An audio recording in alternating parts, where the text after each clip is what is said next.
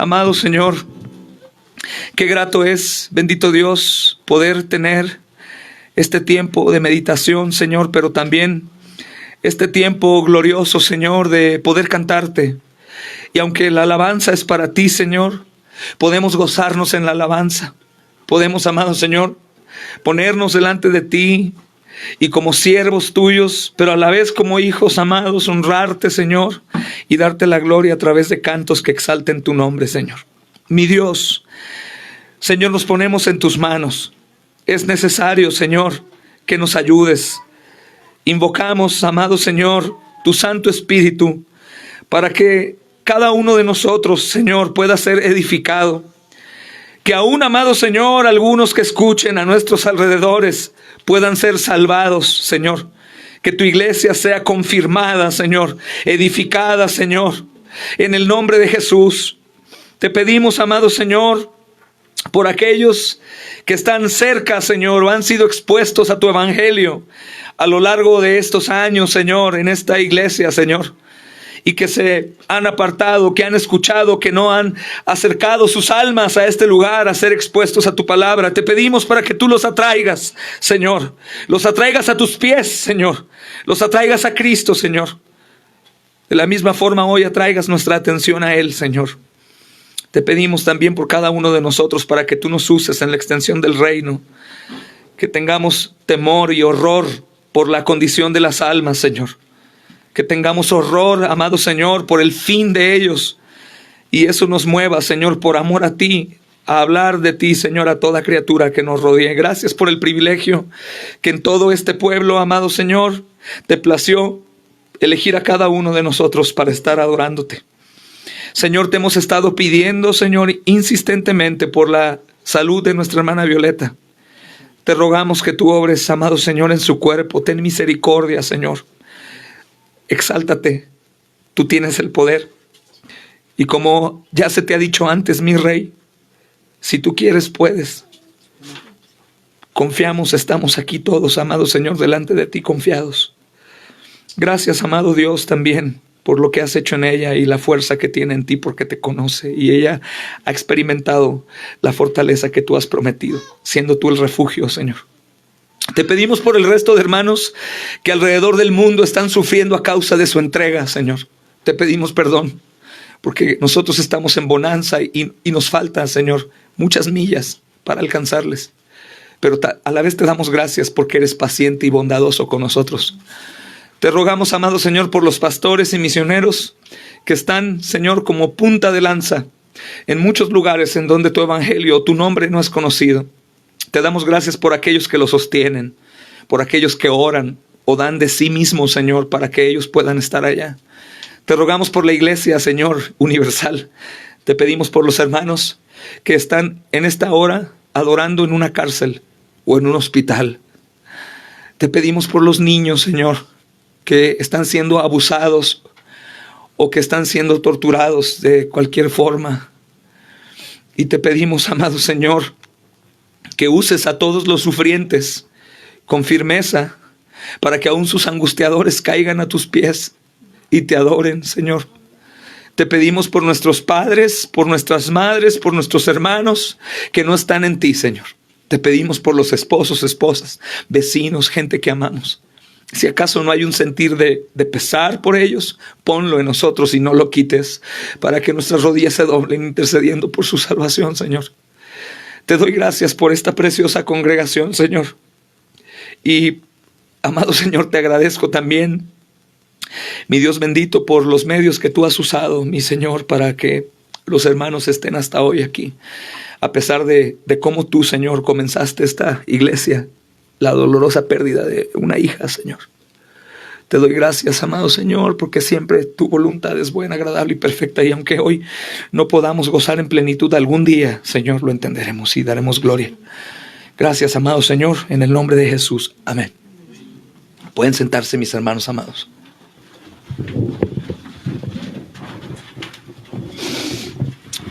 Gloria a Dios, hermanos. Pues vamos a lo importante de la noche, hermanos. Y vamos a abrir la escritura. No tengo lentes, entonces que el Espíritu Santo me ayude a capela, como dicen, ¿verdad, hermanos? En el Evangelio, según la Epístola de Santiago, hermanos. Según la Epístola de Santiago. Capítulo 4, hermanos.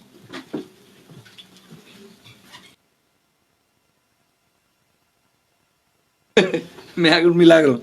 Mis ojos. Ok, hermanos, entonces vamos a ir. ¿Esos de quién son? A ver, hermano. Pero tú estás viejito, hermano. Estos deben tener mucho aumento. No, no hace nada. Veo igual, no, veo más borrosito. Gracias, hermano. Realmente, bueno, es para estar más cómodo y no importa. Hermanos, vamos a abrir la escritura entonces, como les decía, en Santiago, hermanos, capítulo 4. Es una porción bien tremenda. Si pusieron atención el viernes, Pastor Raúl estuvo enseñando un poco con respecto a este contexto, hermanos, que también Santiago enfatiza en esta porción de la palabra. Y es muy importante notarla, hermanos, sobre todo por la declaración, hermanos, que viene expresada aquí, que es más allá de una exhortación severa y lastimosa.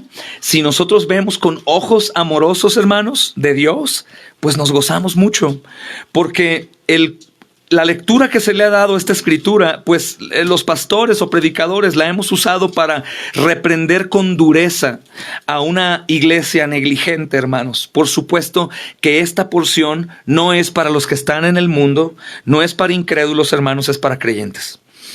Entonces, sí es una porción dura, pero a su vez es hermosa, y espero que Dios me ayude a enfocarme, hermanos, en ambas cosas, tanto en la porción, hermanos, amorosa, como la juiciosa también, hermanos, que ambas aparecen en esta porción.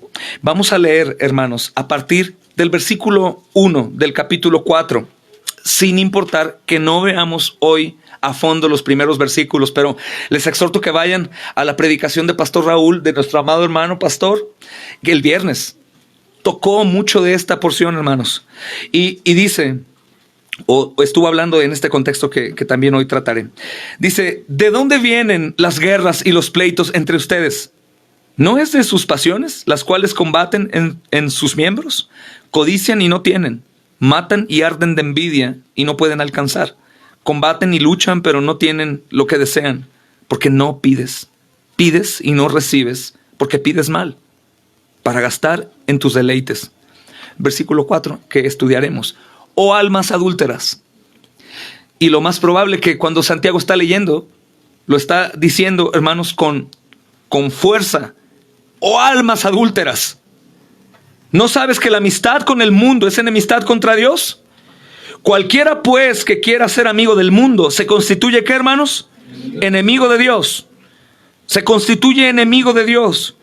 ¿O pensáis que la Escritura dice en vano? El Espíritu que Él ha hecho morar en vosotros nos anhela celosamente. Pero Él da mayor gracia. Por eso dice, Dios resiste a los soberbios y da gracia a los humildes. Amén. Hermanos, las primeras porciones, podríamos hablar en un contexto general, nos exhortan a recordar, hermanos, que el propósito de la oración no es de tratar de persuadir a un Dios renuente para que haga lo que pedimos. No debemos olvidar también que las peticiones no contestadas, hermanos, aquí no quiere decir que estamos siempre pidiendo mal, sino que la exhortación es para aquellos que están pidiendo mal y aún están esperando recibir. A lo que me refiero, que no siempre que oremos y Dios nos responda como queremos, no quiere decir que pedimos mal y buscamos la fórmula de cómo pedir para que Dios responda. No, más bien que nos fijemos lo que hay dentro de nuestro corazón. ¿Qué hay aquí? ¿Y por qué pedimos lo que pedimos? Por eso Santiago dice, pides y no recibes, porque estás pidiendo mal. Y nos hemos encontrado en este tipo de situaciones, ¿no? En donde alguna esposa, por supuesto creyente, ora por su esposo, pero en lugar de orar para, Señor, quebrántame para que yo pueda ser una esposa que resista, una esposa amorosa, una esposa servicial, una esposa piadosa, que pueda atender a mi esposo y soportar su incredulidad, si fuese el caso. Señor, por favor, ayuda. Es una oración piadosa. Algunas otras orarían, Señor, humíllalo y pruébalo para que aprenda, Señor, que es un negligente, y trata con él. Tú eres mi padre, soy tu reina. Señor, trata duramente con él. No es el tipo de oración que Dios responde porque la intención de tu corazón es vengativa. Y hablo de las hermanas, pero también los hermanos, viceversa, ¿no? Esta mujer, Señor, que me diste, y Adán recibe un estate quieto de inmediato. No podemos orar de esa forma jamás. El Señor responderá. Por eso dice, pides y no recibes, porque pides mal para gastar en tus deleites. E inmediatamente, hermanos, el contexto se va dirigido hacia el lugar en donde nosotros jamás tenemos que estar. El lugar de adulterio, hermanos. Y este lugar de adulterio, pues, es el lugar en donde normalmente nosotros estamos. En un lugar de seducción en el mundo, hermanos, de deseos pecaminosos, de pasiones desordenadas, de avaricia, de soberbia, de ira, de enemistades, de contiendas, de pleito, de murmuración, de chisme, de desánimo. Ese es el lugar, hermanos, en donde se nos exhorta a no estar. Y es muy severa, hermanos, la exhortación, porque Santiago es un hombre que ama a su Salvador, y resulta que su Salvador es su hermano. Su hermano. Este Santiago, hermanos, creemos que es hermano de Jesús, hijo de María. Él tiene un testimonio tremendo porque cada vez que él está exhortando, él está recordando quién él era. Él tenía a Jesús, hermanos. No sé si tenían 2 recámaras, una, o dormían donde mismo, pero durmió al lado del Señor. Y no creía en él. Este Santiago, hermanos, es aquel que fue junto con María en el famoso texto de Señor, ahí te buscan tu madre y tus hermanos. Y el Señor dice, mi madre y mis hermanos, ¿quiénes son? Aquellos que hacen la voluntad de mi Padre, ¿no? Y de inmediato vemos queremos aplicar ya ves cómo ni a María hace caso. No, hermanos, no podemos decir eso porque Jesús amaba a su madre. Sino que la enseñanza ahí particularmente es que sus hermanos y aún su madre tenían algo de dudas de lo que el Señor estaba haciendo. Probablemente se corría el rumor de que está blasfemando y lo van a matar. Entonces, mamá, vamos a callar a Jesús porque tu hijo mayor está haciendo estragos. Ellos están pensando con sus vientres, hermanos, sus pasiones desordenadas, tal vez sus celos, cualquier otra cosa que es muy propia del hombre, ¿no? Un hermano que se dice que es el Mesías y ellos no.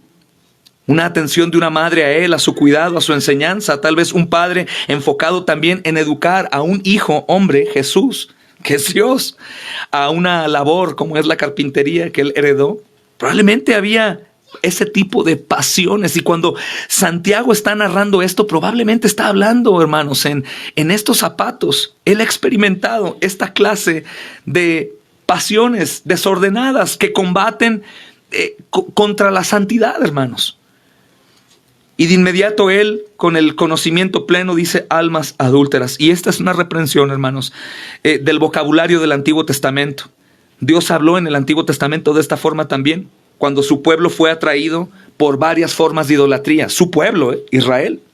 Lo podemos ver en el libro de Jeremías, hermanos, en Ezequiel, en Oseas, capítulo 3, que es una porción de la Escritura extremadamente fabulosa que muestran el amor que Dios tiene por su pueblo.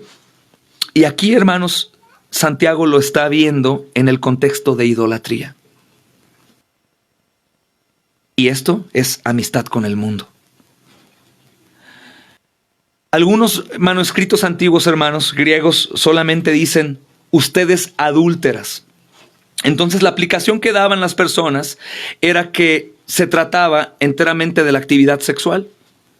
Pero cuando se adhiere a adúlteros es probablemente porque los escritores originales pensaban en eso. Ellos pensaban en almas adúlteras, no en mujeres adúlteras. Entonces nuestras traducciones actuales hablan de almas adúlteras, no únicamente de adúlteras, tratando de dar a entender que no se refiere a mujeres, sino a hombres y mujeres y jóvenes y todos aquellos, hermanos, que son considerados como adúlteros en su manera de proceder. Santiago no está hablando del adulterio sexual literal, hermanos, más eso también es parte de ser un alma adúltera. El adulterio, esto es muy dado en los hombres y en las mujeres, hermanos. Aunque lo duden, hermanos, las mujeres también tropiezan con eso. Pero no se refiere solamente a eso, hermanos. Se refiere a todo lo demás. Y no excluye a los hombres al decir adúlteras, sino almas adúlteras, todos. Y no se refiere solo al adulterio sexual, insisto, hermanos. En la imagen de Santiago, hermanos, él está pensando en un adulterio distinto. Un adulterio distinto. ¿Por qué? Escucha. Porque Jesús es el marido y la iglesia es la esposa.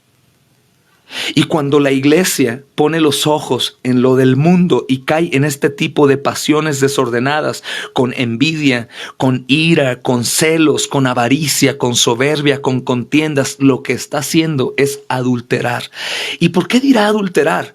Porque quiero que me digas quién es el príncipe de este mundo, hermano. ¿Qué piensas de una mujer que está casada y que su esposo sale de viaje? Y de pronto ves que esa mujer, que cuando su esposo estaba era muy piadosa en su manera de vestir, pero de pronto el esposo no está, y ella empieza a traer, hermanos, su vestimenta muy provocativa. Es el vecino chismoso que se asoma. Mira, ahí va doña Lupe, ya salió, y vela cómo va vestida. ¿Han hecho eso o no? Sí, ¿verdad, hermanos? Entonces imagina que la ves caminando y la ves que habla con un hombre y se acerca y la ves reírse con él. ¿Qué es lo que viene a tu cabeza? Es algo repugnante, ¿no, hermano? Si es tu amigo, su esposo, hermano, probablemente hasta le hablas, la grabas o tienes evidencia. Oye, mi amigo, tu esposa está en adulterio. Ahora, ¿cuánto más debemos de entender a Santiago en el contexto de que nosotros estamos en un proceso de casamiento? Nosotros estamos en el desposorio. Jesús vino a apartar a su novia para que cuando Él venga sean las bodas del Cordero. Y cuando nosotros nos olvidamos del camino del Señor y de ser aquellas vírgenes sensatas que están esperando con sus lámparas llenas de aceite y encendidas, que no tienen ojos más que para escuchar cuando el novio llega, nosotros somos adúlteras, almas adúlteras. Que no le importa el novio porque sabe que está fuera. Es como el novio no me ve. Cada vez, hermanos, que nosotros estamos cayendo en adulterio espiritual, es cuando nosotros echamos a un lado la exhortación del Señor de ama a tu prójimo y airamos contra él. Echamos a un lado el guárdate del adulterio. Mejor saca un ojo, corta una mano. Es mejor entrar así al reino de los cielos que ir al infierno. Eso es en el sentido que Él quiere que sepamos cuánto Él aborrece el pecado. No que vayas a perder tu salvación por haber adulterado una vez, hermanos. Todos estaríamos perdidos. Sino que es enseñando qué repugnante es para el esposo el pecado. Y Santiago conoce el celo de su Señor. ¿Por qué? Porque él experimentó el gran amor que el esposo de esta iglesia, hermanos, demostró en la cruz del Calvario por nosotros. No únicamente dijo te amo, como en el altar, ¿no, hermanos? Hasta que la muerte nos separe, 3-4 meses y están dándose casi puños. Sino que este esposo fue tan amoroso que no tomó en cuenta nuestros pecados como para guardar resentimiento y decir, yo por estos no muero. Sino como Oseas que te comentaba, aunque éramos adúlteras, conociendo de Él en parte, hermanos, y sabiendo que Él había venido a morir, y todo esto estaba un tanto distorsionado en nuestra mente antes de que Él se revelara a nosotros. Y aún estando en Cristo, hermanos, Él jamás dejó de amarnos. Y así literal, como Oseas fue a ese lugar de perdición en donde su esposa estaba deplorable y él recibió burlas de la gente y él gastó sus monedas para comprar a su esposa que fornicó, que adulteró un sinnúmero de veces y que lo dejó en bancarrota porque él se dedicaba a darle a los amantes dinero o regalos para que se los dieran a ella, porque ella no los recibía de él. Y aún así no le importó, Oseas, y dijo, es que esta es la mujer que Dios me dio. Y es lo mismo que Santiago capta, que a pesar de que nosotros, amados hermanos, hemos visto el gran amor de Jesús en la cruz, es increíble.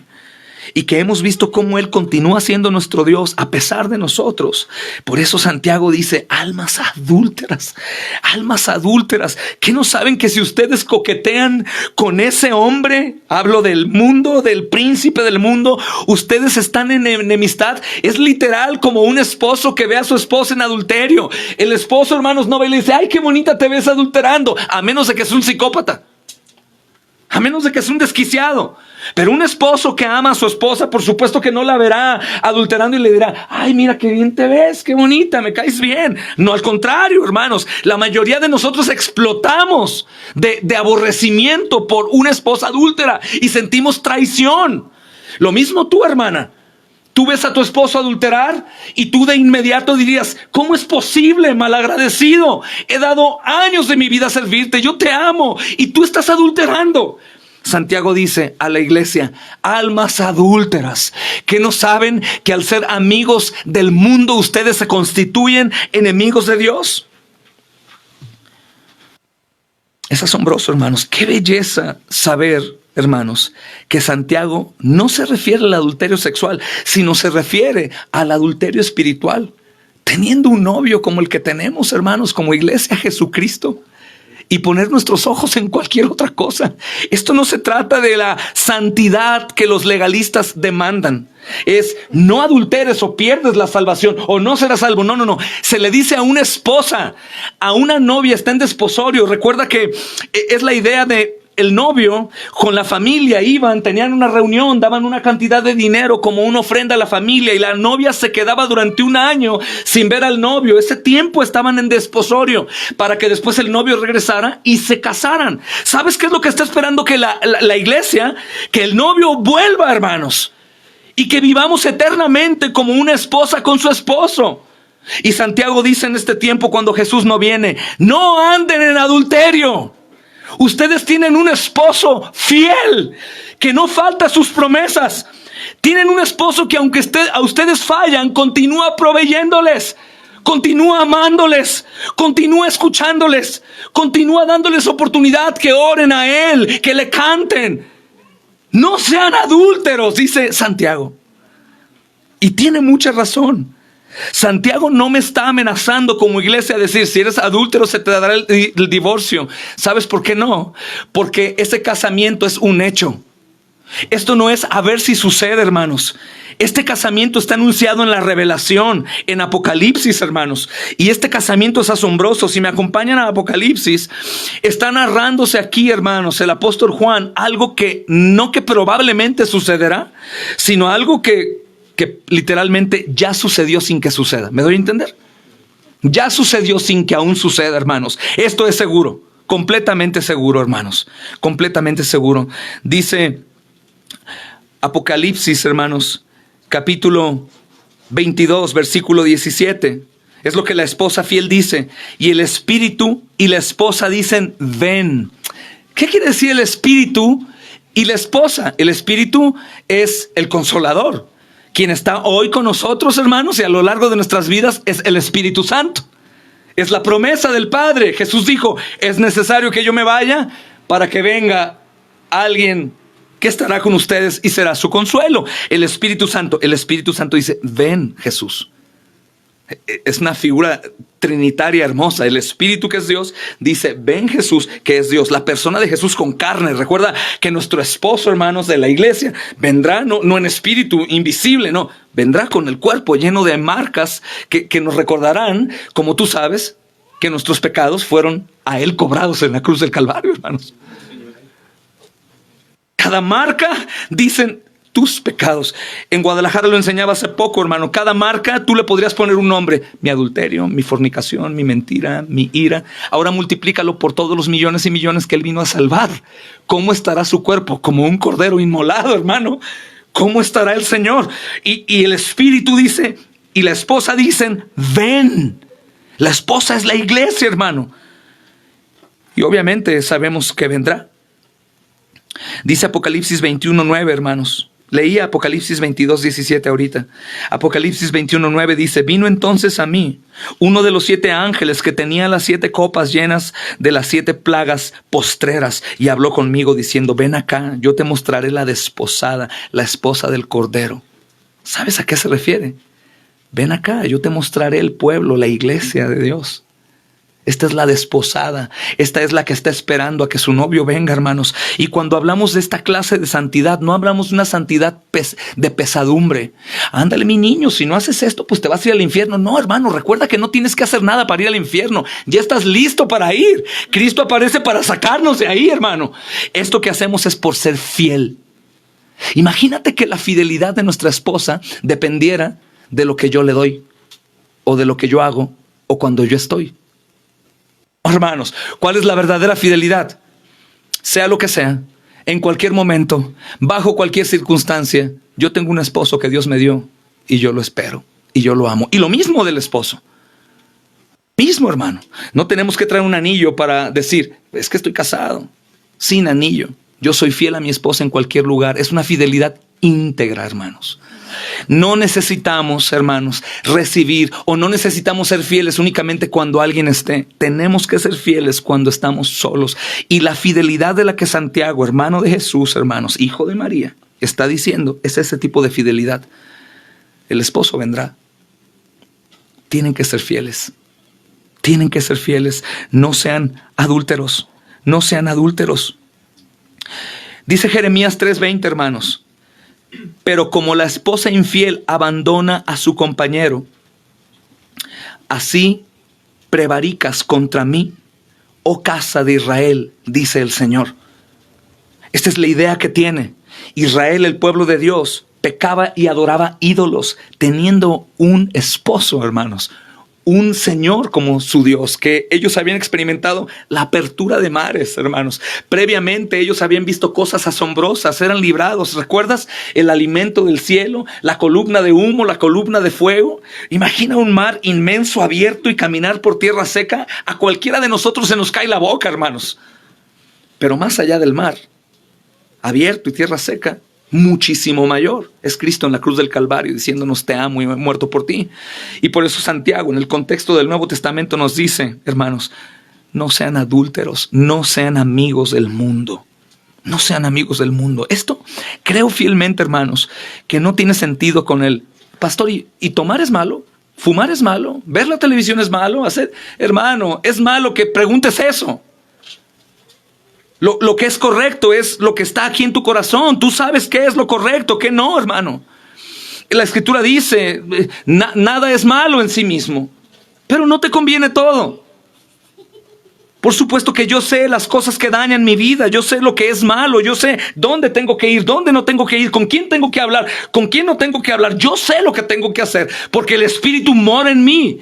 Y Él me está diciendo y contristando y convenciendo de cuando yo estoy en pecado. O dime una cosa, pecas y dices, no sabía que pequé. Hermanos, antes de pecar, sabemos que vamos hacia al pecado. No tenemos que estar cuidando de lo malo. No hagas esto, esto es malo. No hagas el otro. No. Cada uno sabe qué es lo que no es, hermanos, agradable al Señor. Para algunos, algunas cosas serán graves, algunas otras no. Algunos no comen el pan de muerto porque es para ídolos. Y alguno lo ve como pan y se lo come y no es pecado. Cada uno sabe qué es, hermanos, desagradable a Dios. Son un sinnúmero de cosas. Santiago dice, no adulteren.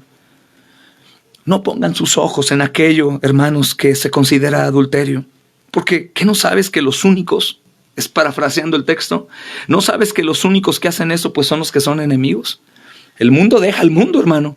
Si el mundo lo hace, deja al mundo, no es extraño. Mira nada más, aquellos borrachos, drogadictos, en adulterio. ¿Qué quieres que hagan los hijos del diablo, hermano? Los hijos del diablo son igual a su padre el diablo. Pero si ellos son igual a su padre el diablo y hacen la voluntad de su padre el diablo, ¿qué entonces tiene que hacer los que son hijos de Dios? ¿Se dan cuenta? No es un mandamiento legalista en donde tú haz. No, hermanos, es algo coherente. Hermano, hermana, no se te puede decir, oye, sé fiel a tu esposo, sé fiel a tu esposo va a los Estados Unidos, sé fiel, Oye, hermano, sé fiel cuando estés allá, sé fiel. No, es automático. Yo di un compromiso delante de Dios de ser fiel a mi esposa por toda la vida y yo no tengo que recibir un consejo de ser fiel. Yo sé que tengo que ser fiel.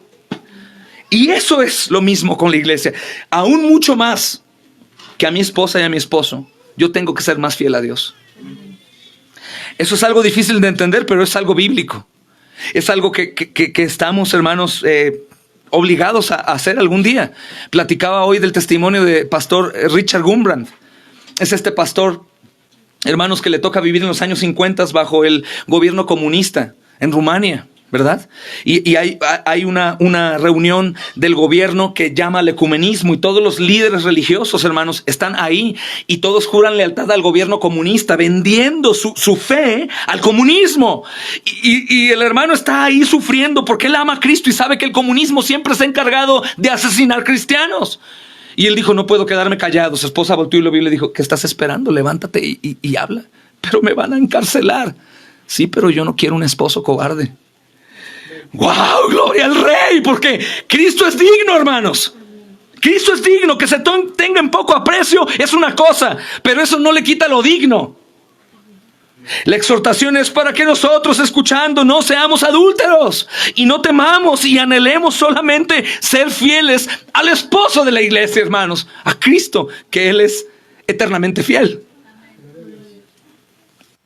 Y ese es el llamado tan severo que se ha sacado de contexto como para cargar un yugo de una obligación pesada de no voltees, no hagas esto, no toques. No, hermanos, no estamos bajo ese poder de la ley. Nosotros estamos bajo el poder de la gracia, que no únicamente nos perdona, sino se nos da para poder continuar siendo fieles.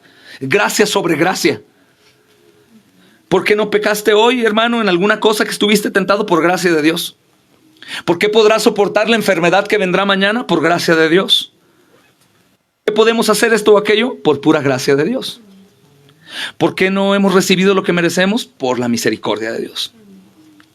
Entonces este llamado es como recuerda, hijo, que tú eres una esposa y el esposo viene. No podemos nosotros encontrar satisfacción. Creo, hermana, que no hay un pecho como el de tu esposo, ¿verdad? De noche para acostarte en él. O, hermano, no hay un olor más fragante y un cabello más hermoso, hermano, que el de tu esposa, ¿verdad? Lo mismo dice Santiago. No pueden estar, no saben que este tipo de pensamientos, de sentimientos, de codicia, de vanagloria, de ira, de soberbia, hermanos, de avaricia, ¿no sabes que eso es lo que el mundo busca? ¿No recuerdas que el Señor ha hablado, hermanos, de una manera tan exagerada para que podamos entender? Y Él dice, el que ama más a padre, a madre, hermano, esposa, a hijos, a hermanos, que a mí no es digno de mí. ¿Qué quiere decir? Soy un esposo que demanda fidelidad. ¿O a ti te gusta, hermano, que tu esposa le haga más caso a su madre que a ti? ¿O, hermana, a ti te gusta que tu esposo le haga más caso a su mamá que a ti? Ahora se te hace coherente que el Señor Jesucristo demande toda la atención a Él, que es el único digno. Claro, aparte es el Creador, hermanos. ¿No sabes que la amistad con el mundo es enemistad contra Dios, hermano? Entonces Santiago está reconociendo que nosotros no podemos ser amigos del mundo, ni de su sistema, hermanos. Y no podemos estar en rebelión contra Dios. La única esposa que estaría en rebelión contra su esposo sería una esposa insensata, rencillosa, hermanos.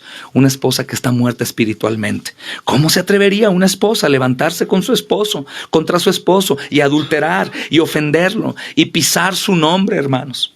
No, es una locura. No es una mujer cristiana. Porque aunque ustedes, hermanas, que son creyentes, cometen esos errores, ¿saben por qué saben que son creyentes? Porque van al arrepentimiento y pedirán perdón. Y de la misma forma, hermano, nosotros cometemos un sinnúmero de errores, de cobardías, de que nos falta manifestar el amor que decimos tener en nuestra familia, al no disipularles, al no orar por ellos, al no ser ejemplo, al no servirles. Pero el Espíritu Santo mora en nosotros, nos golpea y perdón. El arrepentimiento es una señal de que el Señor está tratando con nosotros, hermanos. Si no hay arrepentimiento, es porque no ha habido salvación. Ese es el contexto de la aplicación de por qué el arrepentimiento entra en la salvación. Porque el arrepentimiento es la marca distintiva del que ha sido salvado, hermanos. Y mira qué sentido tiene esto, hermano. El deseo, hermanos, de ser amigo, ¿no? Fíjate que dice, qué interesante es este texto. Lo puedes aplicar a todo, ¿no? A tu relación matrimonial, pero aplícalo por favor como esposa del Señor. Dice, almas adúlteras, versículo 4, sigo ahí. ¿No sabes que la amistad con el mundo es enemistad contra Dios? Dice, cualquiera pues que quiera Esta palabra es inquietante. O sea, porque el que adultera no es, ¿qué crees? Adulteré sin querer. No quería, no. El adulterio se consuma, dice Proverbios, hermanos, que es la tentación, es como una mujer ramera. Es una mujer perfumada, vestida de una manera que sabe que va a llamar la atención de los hombres. Y ella está paseándose por un lado y por otro, tratando de presentar sus mejores perfiles. ¿Para qué, hermanos? Para lograr la atención de los hombres. Y una vez que los hombres captan la atención, ella da otro anzuelo y llama. Y hará todo lo posible porque caiga. La tentación es igual, hermanos. La tentación al mundo empieza así. Empieza a coquetear. Empieza al teléfono. Empieza en mis pensamientos a presuponer, a querer desesperarme, a odiar, a irar, a murmurar, hermanos. A desear volver atrás. Alguna cosa que el Señor te ha librado. Algún vicio. Cosas que hay ahí.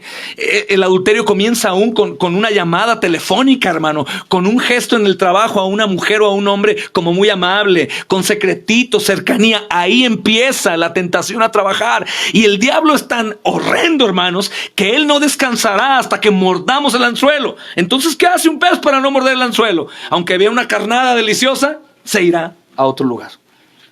Y es lo que nosotros tenemos que huir, hermanos, de esas pasiones. El apóstol Pablo le llama pasiones juveniles.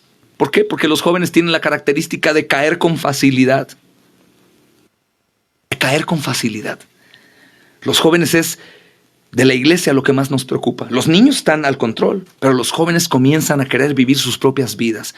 Huye de las pasiones juveniles. Y es muy adecuado, hermano, para una esposa que debe ser madura por el conocimiento que Él nos ha dado, por el esposo que tenemos, y que tiene que actuar en modestia y en reverencia, porque conoce a su esposo. Y el Señor nos dice, huye de la pasión juvenil, porque caerás. Aún el deseo de querer ser amigo, ve el texto, subráyalo ahí. Aún el querer, hermano, no habla del consumar, el querer, el asomarte, el ver, el deseo del mundo, el desear lo que ellos desean, hermanos, el vernos igual. Qué tristeza que nuestra esposa cristiana, hermano, aunque lo externo no es tan importante, más es un reflejo de lo interno, pero que no sea distinguida. Qué tremendo que a tu esposo, hermana, que es creyente, aunque lo externo no es lo importante, que la gente no lo distinga. Pero qué belleza cuando llegamos a algún lugar y dicen, ¿y ustedes qué son o qué? ¿Por qué están raros? Oh, porque soy de Cristo, porque me compró con su sangre. Por eso me notas diferente. Y no importa, hermano, tu corte de pelo, la ropa que te pongas, es algo que está desde adentro y que desborda. El Espíritu mismo da testimonio que somos hijos de Dios. Y es increíble. Entonces, el deseo de Cristo es que su esposa se vea como la esposa de Cristo. Y la esposa de Cristo, pues obviamente será aborrecida como el esposo. El mundo lo verá y dirá, esa esposa no me gusta, me cae mal, es muy santurrona. Entre ellos se aman mucho, se besan mucho, se abrazan mucho, cantan mucho, se la pasan muy bien. Qué raro, algo escondido hay. Aunque lo dudes, algún día en un congreso, hermanos, que ya viene nuestro cuarto congreso, gracias a Dios. En un congreso, unas personas llegaron y nos dijeron a mi esposa y a mí, no es cierto, esto no es verdad. No pueden amarse así los esposos con las esposas. No creo que un esposo cargue a la bebé y la cuide y cambie el pañal. No creo que las hermanas convivan tan bonito. No creo, es mentira. Saquen la verdad, hipócritas. Se juntó con nosotros más tiempo y dijo, no, sí son así, qué bendición. Que reconocen que Cristo mora en nosotros, hermanos, para su gloria, por su gracia, hermanos. Solamente por Él, sin Él estaríamos igual que todos los demás. Pero tenemos que ser reconocidos como su iglesia. No porque vamos a lograr ser salvos así, sino porque ya fuimos salvos, hermanos. Porque ya fuimos salvos. Porque me gusta que mi esposa me respete, me honre y viva fielmente. Qué bendición es saber que mi esposa creyente puede estar en cualquier lugar y ella me es fiel. Y que no dudo en lo absoluto. Y que si alguien osa en llegar a decirme, vi a tu esposa coqueteando. ¡Hey, momento! Estás hablando de la esposa de alguien de allá, pero de mi esposa jamás, antes muerta que traicionarme. No por mí, por su Señor, por Cristo. Y lo mismo con el esposo. Que mi esposo, que no, estás muy equivocado. Mi esposo ama a Cristo, le tiene temor a Cristo y él no quiere ser amigo del mundo. Y si acaso cae, pues él me lo dirá. Y tendremos que soportar y orar y seguir. Y viceversa. Por eso dice, hermanos, el siguiente versículo. 5. ¿O piensas que la Escritura dice en vano? Escucha, el Espíritu que Él ha hecho morar en nosotros nos anhela celosamente. ¿Qué está diciendo, hermanos? Está diciendo que la presencia que mora en el interior nuestro, que es el Espíritu Santo, tiene el mismo anhelo de ser fiel a Cristo. Por favor, trata de diferenciar las personas de la Trinidad. Un Dios, tres personas, un Dios. El Espíritu que mora en nosotros anhela que Jesús venga. ¿Sabes que el Espíritu es el amigo que está cuidando, hermano, a la esposa? ¿Por qué? En el Antiguo Testamento y todavía ya en las historias narradas en el Nuevo Testamento, cuando tú te ibas a casar con la esposa, un amigo tuyo cuidaba a la novia en lo que tú no estabas en un año. ¿Y sabes quién está cuidando a la novia de Cristo? El Espíritu Santo. Y Él anhela. ¿Recuerdas el texto Apocalipsis que leí? El Espíritu y la esposa dicen, ven. Porque cuando tu esposo sale de viaje, dígame qué esposa no quiere que su esposo vuelva, a menos de que sea un ogro. No, y que llegue, esté mal, digo. Pero ¿qué esposa no anhela? ¿Qué hijos no anhelan ver a su papá llegar, hermanos? Y llegó papá. Escucho yo los gritos cuando llego a la casa.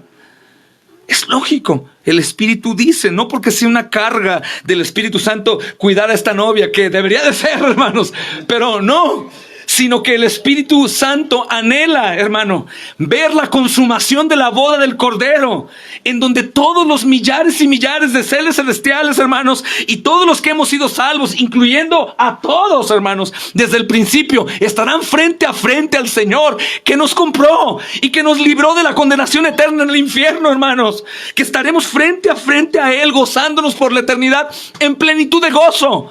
Porque lo que hay aquí que nos hace estar inquietos, el odio, celos, ira, contiendas, disensiones, enemistades, miedo, angustia, eso ya no existe en el reino. Solo plenitud de gozo. ¿Has experimentado eso alguna vez? Nunca. Nunca. ¿Alguna novia ha experimentado el estar en el altar antes de estar en el altar? Nunca. Nosotros vamos a hacer lo mismo. Y el Espíritu Santo anhela, hermanos. Y es un celo santo. El Espíritu Santo tiene deseo y pone en nosotros también un celo, hermanos, por nuestra amistad con nuestro esposo, con Dios. El cristiano que vive comprometido, hermano, no puede dejarse atraer por la tentación que Proverbios dice que es una mujer ramera. No puedes. Y eso es un ejercicio que tienes que hacer, hermano, comenzando la primera hora del día. Algún desacuerdo familiar o cualquier cosa, ¿no? O el humor del esposo, mal, el clásico. Y amaneciste enojado ya, tan temprano y enojada, amor. ¿Ahora qué pasó? ¿Qué mosca voló por arriba de tu cabeza o qué?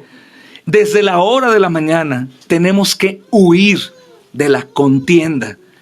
Huir, hermanos, de la ira. Huir del deseo de avaricia. Algunos se levantan para querer hacer más dinero, hermanos. Es el contexto también de lo que habla. Porque piensa en cualquier cosa que sea propia al mundo. Lo que te quede, lo que persigas. Que sepas qué es lo que el mundo desea. No es malo, hermano. No es malo siempre. Es malo como lo deseas y para qué lo deseas. Tenemos que huir desde temprana hora, hermanos. Huir a nuestro Señor. No es como escribir cartas o hablar con el esposo cuando no he estado con la esposa. Mi amor, te extraño tanto. Necesito que vengas. O los jóvenes hablar con alguien que les da paz, sus padres o amigos mayores o familia. Eso es lo que el cristiano debe de anhelar y tiene que vivir comprometido. Y un compromiso no es algo que surge en automático, hermanos. Es como la responsabilidad. La responsabilidad es algo que nosotros tenemos que llevar a cabo, tenemos que trabajar, tenemos que leer la Escritura como la novia de Cristo. Tenemos que orar, tenemos que congregarnos, hermanos. Tenemos que vencer las adversidades confiando en la fidelidad de nuestro Señor. Así es la vida en este mundo caído hasta que el Señor venga. Por eso el Espíritu y la esposa dicen, ven. Porque son tantas cosas en este mundo que es bello por la misericordia de Dios, pero no está ni al 0.1% de lo que experimentaremos aquellos que han sido llamados a ser la esposa de Cristo. ¿Por qué no lo vemos así? porque tenemos alguna amistad con el mundo y nos hace estar bien. Señor, no vengas todavía. Espérame a gozar mis vacaciones que he apartado. No vengas todavía porque estoy construyendo mi casa. No vengas todavía porque la fiesta que voy a tener el próximo año. No vengas todavía porque estoy ahí en mi terreno. Esos son deseos que nos hacen detener a lo glorioso que es el esposo. Pero si todos decimos, Señor, no puede haber nada mejor que tenerte a ti, entonces diremos junto al Espíritu, Señor, ven. Señor Jesús, sí ven y amén. No es ser un kamikaze, hermanos, o un suicida. Es al contrario, es querer vivir en plenitud. Y el Espíritu hace eso, hermanos. Tiene anhelo celoso y lo pone en nosotros, hermanos. El deseo viene cuando nosotros caminamos en santidad y vencemos la tentación. Pues no podemos pararnos el cuello y decir, híjole, hoy me volé la barda. La verdad estuve viviendo en santidad, huyendo del pecado. No, es el anhelo celo santo que pone el Espíritu Santo. Tenemos que decir, gracias Espíritu Santo por poner ese sentir en mí y traerme esa convicción y poder huir del pecado. Es una porción de la Escritura muy hermosa, hermanos. Muy hermosa. Muy hermosa. ¿O qué piensas? Dice el versículo 5, que la Escritura dice en vano. ¿Por qué dice la Escritura, hermanos? Porque no hay algo más perfecto e inerrante que no se equivoca y fiel que la palabra. No hay nada más verdadero que la palabra. La Biblia dice la verdad. Por eso dice, ¿qué piensas que la Biblia, que es la palabra de Dios, dice en vano? El Espíritu que Él ha hecho morar en nosotros nos anhela celosamente, que Dios nos anhela y que el mismo Dios pone el celo en nosotros de anhelar al Señor, hermanos. Es un celo mutuo. Y la última porción, hermanos, para terminar hoy, porque no sé cuánto tiempo llevo, pero creo que ya 1 hora, hermanos.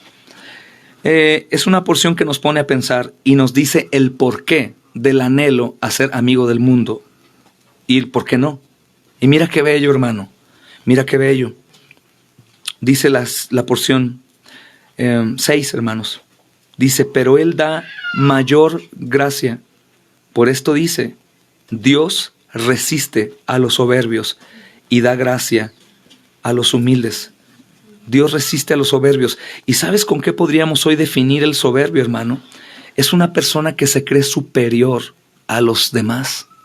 Y a lo mejor dirías, no, pero es que yo soy humilde, yo no me creo superior. No, pero cuando tú te paras en seco y a pesar de que sabes que no tienes que hacer lo que estás a punto de hacer, o que no debes de anhelar lo que el mundo anhela, sino anhelar al Señor, en ese momento tú no te paras a sentirte superior que los demás. Tú te sientes superior al mismo esposo. Lo que tengo que hacer. Mi deseo es airar y voy a airar. Mi deseo es mentir y voy a mentir. Mi deseo es vengarme y me voy a vengar. Mi deseo es odiar y voy a odiar. Mi deseo es no perdonar y no voy a perdonar. Y es eso, es la soberbia. Y fíjate qué increíble, hermano. Él dice, para que sepan, no es una exhortación mala, como te lo dije, sino es una exhortación amorosa porque primeramente te llama esposa. Y te llama a que recuerdes que no debes de adulterar como ninguna esposa debe adulterar. Y el versículo 6 te dice, bueno, y si tu deseo es en realidad ser fiel al esposo que es Cristo, bueno, Él da mayor gracia. Él te va a ayudar. A cada paso que tú des para honrar a tu esposo que está ausente, Él te va a ayudar. A cada vez que tú ores y hables con Él, Él te va a escuchar y te va a responder. A cada vez que tú necesites un favor especial suyo en la soledad, en la debilidad, Él va a estar ahí. Y como un esposo, hermano, por supuesto que un esposo, hombre, que ama a su esposa, la defendería de cualquier cosa y la protegería en cualquier adversidad. Así nuestro Rey, Señor, Salvador, que es el esposo de la iglesia, lo hará. Siempre. Nadie nos podrá hacer frente porque tenemos un esposo muy fiel, hermanos. Fiel hasta la muerte. Y que no está ausente completamente, sino que está a la diestra del Padre, está intercediendo por nosotros y Él anhela venir por nosotros. Por otro lado, hermanos, termina diciendo que Él resiste a los soberbios. Si algunos de nosotros no avanzan, hermanos, en esta relación sana con el esposo, pues es porque hay mucha soberbia. No actuamos de la manera, hermanos, coherente o adecuada. Te he fallado, esposo. Te he fallado, Señor Jesús. He hecho un sinnúmero de cosas que no son, Señor, agradables a ti. He volteado al mundo, me he enamorado, he odiado, no he perdonado, no he amado, no he servido, no he sido generoso, Señor. He ignorado, he visto lo que no tengo que ver, oído lo que no tengo que oír. Te pido perdón. Y el Señor llega como el esposo fiel y dice, mi amor, no te preocupes, yo te amo y te amaré por la eternidad. Queda con esa esposa perdonada. Igual nosotros, hermanos. Saber que Él no nos va a otorgar un nuevo perdón. Él ya nos perdonó en la cruz del Calvario, hermanos. Gracias a Dios. Y por otro lado termina diciendo, pero Él da gracia. Aparte de que dice que da mayor gracia, Él dice, y Él da gracia a los humildes. Y hermano, de humildad podríamos decir pues que son las personas que no tienen dinero, ¿verdad? Pero recuerda que hay muchos pobres muy orgullosos y soberbios. No se refiere a la humildad económica, se refiere a la humildad que hay en el corazón. ¿Y sabes cuál es el contraste aquí, hermanos, notorio? La soberbia y la humildad. La soberbia se es señor, se infla, hace lo que quiere. Y a mí no me hables, ora, no que oro ni que nada. Soberbio, señor de su vida. Y el humilde acepta. No es ostentosa en su manera de ser y reconoce, aunque tenga deseo, hermano, sabe que su esposo no le agrada en ese tipo de actitudes, ese tipo de acciones, ese tipo de faltas y se humilla. Señor, ayúdame, estoy en debilidad. Es la humildad del apóstol Pablo. Apóstol Pablo, gran hombre de Dios, hermanos, escribiendo a los romanos, miserable de mí, ¿quién me libra de este cuerpo de muerte? Humildad, reconocer quién es y a la vez gozar como Pablo. Gracias sean dadas a Dios por Jesucristo. Y de la misma forma nosotros. El llamado, hermanos, si se dan cuenta, es a la dependencia absoluta de nuestro esposo. El llamado no es al hagan para ser amados. Hagan porque ya son amados. No hagan para que se vean bien y sean desposados con el esposo. No, hagan porque ya son esposa. Son una novia segura. Somos novia, pero es segura porque el Señor vendrá y vendrá por su esposa, por ti, hermano, y por mí. A eso se refiere la Escritura cuando dice que seamos hallados, hermanos, como una novia pura. No es la amenaza de algunos cristianos que enseñan así. Cuidado, porque si no viene y no te reconoce por sucia y él se va, no, él ya te compró en la cruz. Si tú eres una novia que va a casarse mañana, pues ¿cómo quieres presentarte ante tu novio? ¿Tiene sentido? ¿Me doy a entender, hermanos? Presentémonos limpios a nuestro precioso Salvador, Jesucristo, el esposo perfecto, hermanos. Y recurramos a Él en todo tiempo, hermanos. Vamos a orar. ¿Cuántas veces, Señor, no hemos fallado a ti, Señor? ¿Cuántas veces, amado Señor, no hemos ignorado tu señorío, tu gobierno como esposo, que es la cabeza, Señor, en el matrimonio? ¿Cuántas veces nos hemos desviado, Señor, en nuestro ver, nuestro oír, nuestro hablar, nuestro actuar? El no amar, no perdonar, no servir, no ser generoso, Señor. Ofenderte, Señor, airar, Señor. Señor, envidiar, murmurar. ¿Cuántas veces no, Señor? Pero qué bello que tú eres el esposo fiel, que no nos ama en base a lo que nosotros hagamos, sino nos amas en base a tu promesa, Señor, y a tus méritos, Jesús. Qué glorioso es saber que tu amor, Señor, no será impartido a tu esposa, porque la esposa sea una esposa que vaya a hacer, Señor amado, todo aquello que una esposa debe hacer, sino que nosotros somos amados porque el Padre te dio a cada uno de nosotros y tú veniste por los que el Padre te dio. Eso enseña tu Escritura, Señor. Y que somos amados a pesar de nosotros, Señor. Oh, Señor, perdónanos, Señor. Y ayúdanos a cada uno, Señor, a poder gozar de este amor que tienes para con nosotros. Y poder, amado Señor, hacer siempre alusión a ese amor tan grande. ¿Cómo no presumir en un sentido santo de mi esposo que tanto me ama? Esposo que es tan fiel, que siempre provee, que siempre trabaja para sostener mi vida. Señor, ¿quién como tú, oh Dios? ¿Quién como tú, Señor Jesús?